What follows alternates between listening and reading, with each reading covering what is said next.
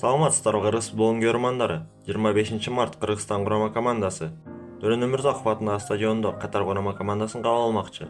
Аталган оюн Борбор шаарыбыз Бишкекте Дөрөн Өмүрзаков атындагы стадионунда саат 19:45 башталат. Кыргызстан жана Катар курамаларынын жеке кезгилүүлөрүнүн тарыхы. Эки курама жалпы 3 беттеш өткөргөн. 2004-жылы өткөн биринчи жолдоштук беттеш 0-0 эсебинде тең жыйынтыкталган. 2018-жылы өткөн жолдоштук беттеште 1-0 эсебинде Катар курамасы жеңишке жетишкен. Ал эми 2024-жылы өткөн оюнда Катар курамасы 3-1 эсебинде жеңишке жеткен жайы бар. Турнирлик таблицада 7 турдун жыйынтыгы менен Кыргыз курамасында 1 жеңиш жана 6 жеңилүү бар. 6 гол киргизип, 14 гол өткөрүп алган. 3 упай менен 5-орунда жайгашкан. Катар курамасында 3 жеңиш, 1 тең чыгуу жана 3 жеңилүү бар. 15 гол киргизип, 18 гол өткөрүп алган. 10 упай топтоп 4-орунду ээлеген.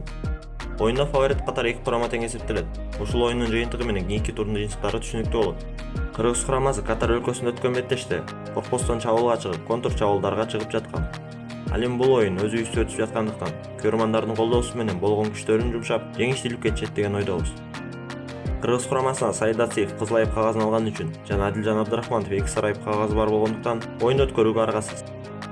Адилжандын оюнду өткөрүп жиберүүсү Кыргыз курамасы үчүн чоң жоготуу, себеби ал жарым коргонуу позициясынын эң керектүү бөлүгү болчу.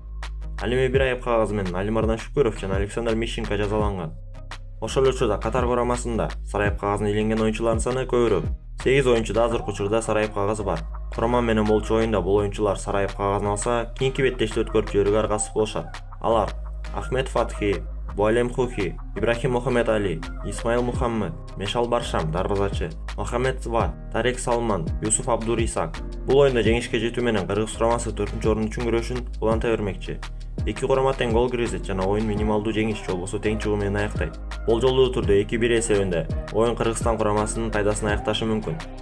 Оюн өз үйүбүздө өтүп жатканына карабастан, биздин курама коргонууга дагы өзгөчө маани берет. Себеби Катар курамасынын контур чабуулдары көпчүлүк гол менен аяктарын көрүп келгенбиз. Старттык курамда кимдер чыгат болжолдоп көрсөк. Максим Лисицин бул беттеште коргонууга ыктаган тактикадан баланска өтөт деп ойлойбуз. Ошондуктан 4-4-2 же болбосо 3-4-3 жана 4-5-1 тактикасын колдонуусу мүмкүн. Бирок биз ага жакындап болгон 5-3-2 тактикасында старттык курамда түзүп көрдүк. Өзбекстан менен болгон беттеште 8 сейф жасап, Роман чабуулчусу Элдар Шамродовдун пенальтисин кайтарган Ержан Токотаев бул оюнда дагы өзүн жогорку деңгээлде көрсөтөт деп ишенебиз. Сол коргонууда Беларусь чемпионатынан Амантур Шамурзаев, борбордо 3 коргоочу Валерий Кичин, Тамирлан Козубаев, Кристиан Браузман орун алмакчы. Оң канатта коргоочу милдетин Александр Мищенко аткарат деп ойлойбуз. Жарым коргонууда таяныч багытында Ильяс Арыпбеков, Адилжан Абдрахмановду алмаштырышы мүмкүн.